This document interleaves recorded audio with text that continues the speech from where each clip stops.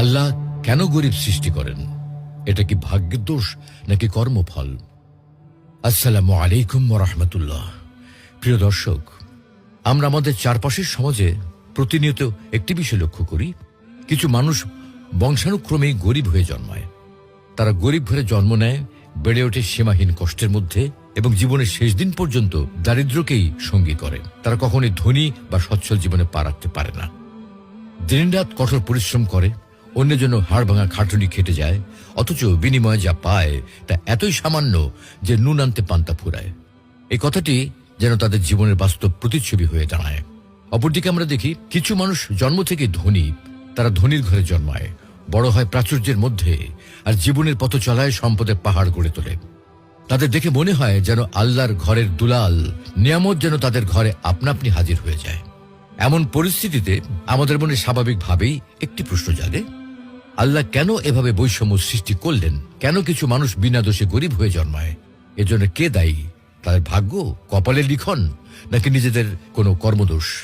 আজকের এই ভিডিওতে আমরা এই গুরুত্বপূর্ণ বিষয়টি নিয়ে গভীরভাবে আলোচনা করব, কোরআন, হাদিস এবং আধুনিক অর্থনীতির দৃষ্টিকোণ থেকে ইনশাআল্লাহ। দরিদ্র হয়ে জন্মানো দোষের নয়।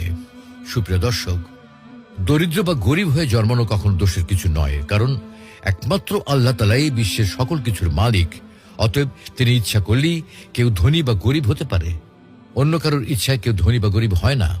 আল্লাহ যাকে ইচ্ছা ধনী বানান আর যাকে ইচ্ছা গরিব বানান, এতে তিনি ভিন্ন, অন্য কারোর সামান্যটুকু হাত নেই। এ প্রসঙ্গে আল্লাহ বলেন, আল্লাহু ইয়াবসুতুর রিজকা লিমান ইয়াশাউ ওয়া ইয়াকদির। আল্লাহ যার জন্য ইচ্ছা করেন তার জীবনোপকরণ বৃদ্ধি করেন, তেমনি ভাবে যার জন্য ইচ্ছা তার জীবনোপকরণ সংকুচিত করেন। কিন্তু প্রশ্ন হলো, আল্লাহ এটা কেন করেন?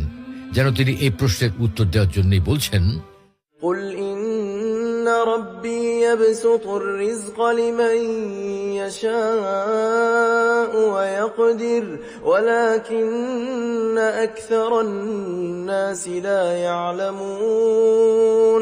আপনি বলে দিন, নিশ্চয়ই আমার প্রভু যার জন্য ইচ্ছা করেন তার জীবন অপকরণ বর্ধিত করেন এবং যার জন্য ইচ্ছা তার জীবন অপকরণ সংকুচিত করেন, তবে অধিকাংশ লোক এ সম্পর্কে অবগত নয়। নবী সাল্লাল্লাহু আলাইহি ওয়াসাল্লাম ইরশাদ করেন, আল্লাহ তাআলা নিজ বান্দাদেরকে বলেন, হে আমার বান্দারা, তোমরা সবাই ক্ষুধার্ত, শুধু সেই আহারকারী যাকে আমি আহার দেব। অতএব তোমরা আমার নিকট আহার চাও, আমি তোমাদেরকে আহার দেব। হে আমার বান্দারা, তোমরা সবাই বিবস্ত্র, শুধু সেই আবৃত যাকে আমি আবরণ দেব।